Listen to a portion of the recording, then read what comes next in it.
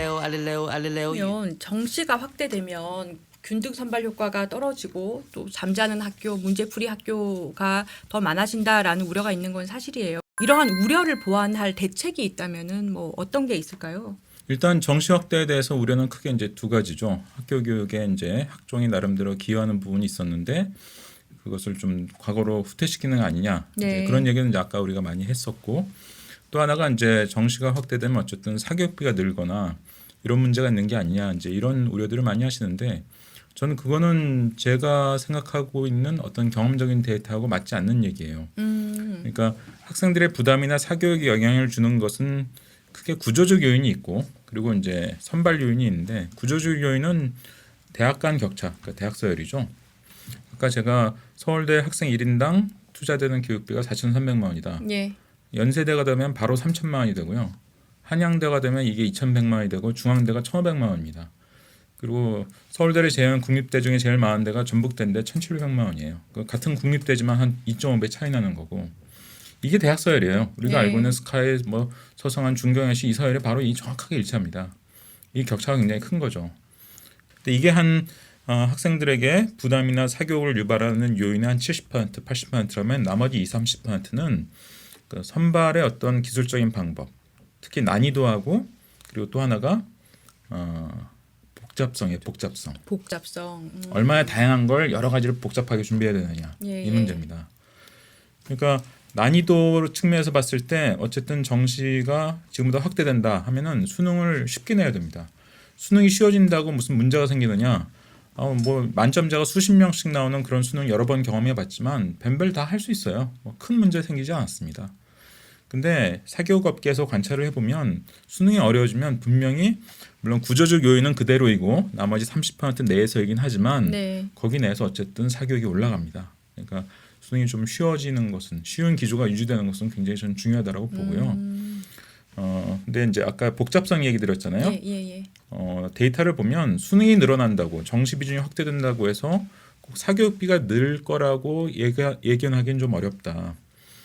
오히려 학종이 그 사교육을 유발하는 효과가 더 커 보여요. 제가 보기엔. 왜냐하면 내신도 준비해야지, 비교과도 준비해야지, 수능도 최저학력 기준으로 요구받지, 뭐 이런 여러 가지를 동시에 준비해야 되니까 부담과 사교육이 굉장히 많이 유발되죠. 그래서 최근에 학종 비율이 상당히 가파르게 올라가는 와중에 2016, 17, 18 3년 연속으로 사교육비가 굉장히 뛰었습니다. 그래서 사실 사현상이라는 건 원인 결과를 정확하게 찝어서 얘기하기는 어려워요. 그래서 저도 이거 100% 확신을 가지고 얘기할 수 있는 건 아니지만 일단 쉬운 수능 기조가 중요하고 기조 유지가 중요하고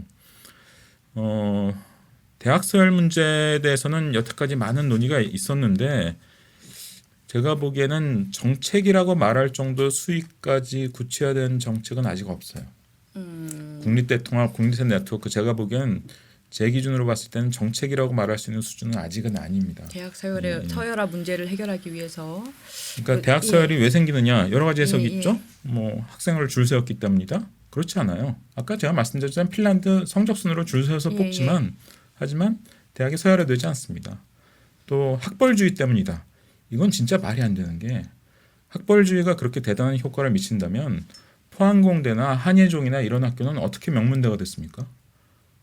신생대학들인데 포항공대 80년대에 생겼고 한예종은 그 뒤에 생겼고 요즘 유니스트, 지스트, 디지스트 이런 대학들은 다 2010년대 거의 대여사에 생긴 대학들인데 그럼 졸업생이 없으니까 학벌이 없어요.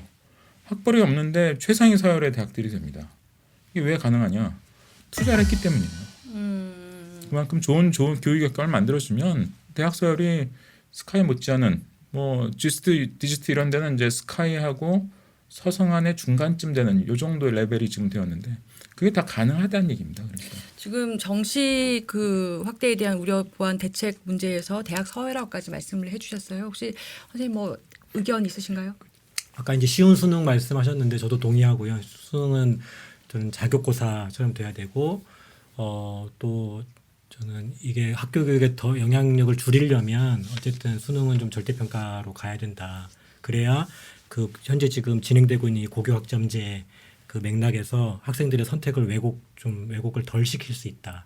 이제 그런 측면에서 좀 필요할 것 같고요. 또 실제 지금 학종이 뭐 비율 높아졌다고 하지만 그 학종 중에 또 그 서울 상위권 대학의 학종들은 대부분 또 수시 최저학력 기준이 있거든요. 그래서 네, 네. 이거를 엄밀하게 말해서 그냥 학생부만 가지고 가는 거냐라고 물었을 때 사실은 그렇지 않은 경우도 많아요. 그러니까 저는 이 수시 최저학력 기준도 저는 좀 이렇게 폐지해서 좀 말 그대로 그렇다면 수능 전형은 수능 전형으로 예. 수능 점수 중심으로 해서 가게 하고 또 학생부 중심 전형은 학생부만 가지고 이렇게 할 수 있도록 딱 분리를 해줘야지. 예. 이건 학생부 전형이라고 말하지만 실제로는 수능이 더 큰 영향을 미칠 학종으로 수시로 붙은 친구들도 마지막에는 수능 점수 몇 등급 이상이 그렇죠. 나와야지 네네네. 붙여주는 제도를 말씀하시는 거죠. 그렇죠. 그래서 이 수시 최저학력 기준만 없더라도 어떤 대학에 예를 들어서 학생부 종합전형을 통해 갔잖아요. 그랬을 때 실제 이제 소위 말해 이 친구의 실력이 저는 뭐랄까 객관적으로 네. 이렇게 뭐랄까 수치로 나타나지 않거든요.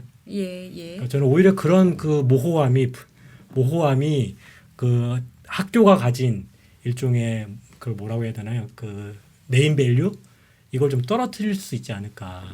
저는 그런 생각을 좀 해요. 모호함은 어떻게 네임밸류를 떨어뜨리는 그러니까 예를 들면 이제 건가요?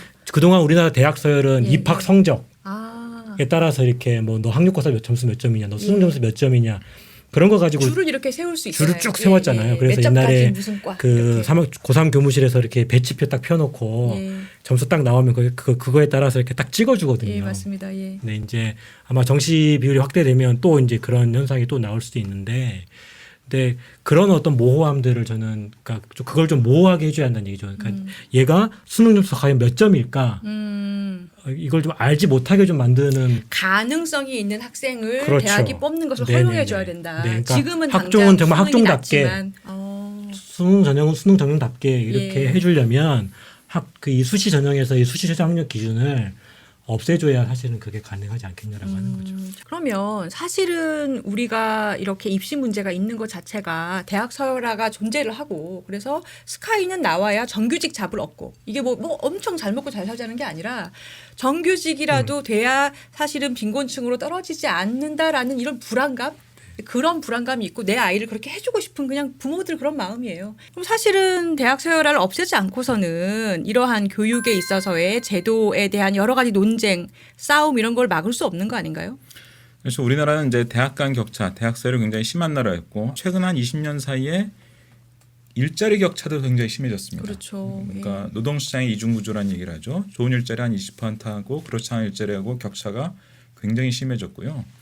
그래서 불안감이 더 커진 거죠. 옛날처럼 좋은 학벌을 위한 경쟁 이런 것도 계속 남아 있지만 불안해, 불안으로부터 멀어지고 싶어. 그럼 되도록이면 그래도 상위 대학을 보내면 좀 괜찮아지겠지. 이제 이런 것들이 이제 굉장히 이제 심해진 거예요. 그래서 교육 경쟁이 나아진 게 아니라 오히려 더 심해진 이런 측면이 있는 것인데. 그러니까 일단은 일자리 격차는 이거 나름대로 해결해야 되는데 그거는 굉장히 복잡한 구조적 문제고. 네, 맞습니다. 왜 일자리가 양극화됐느냐? 뭐 세계화부터 시작해서 고용, 뭐 임금 구조, 뭐 별별 요인들이 다 이제 복합적으로 작용한 거예요. 근데 대학 서열은 비교적 원인이 단순해요. 돈이에요, 돈. 포항공대가 왜 이렇게 상위 대학이 됐느냐? 네. 한예종이 이렇게 상위 대학이 됐느냐?